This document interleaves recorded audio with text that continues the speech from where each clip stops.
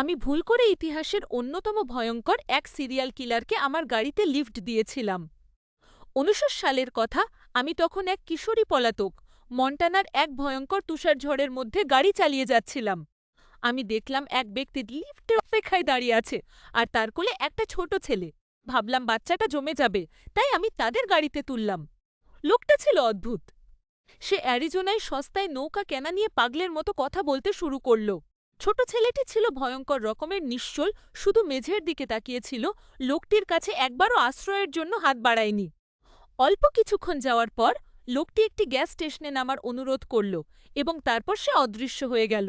২০ বছর পর আমি ট্রু ক্রাইম গল্পের গভীরে ডুবে গেলাম। আমি আইজাজ হাইওয়েতে সিরিয়াল কিলার এবং নিখোঁজ শিশুদের কথা গুগল করে খুঁজছিলাম। হঠাৎ একটি ছবি সামনে আসায় আমার হৃৎপিণ্ড যেন থেমে গেল। ঠিক সেই কোঁকড়ানো চুল, ঠোঁট আর চিবুকের সেই একই দাগ। সে ছিল জোসেফ ডানকান থার্ড।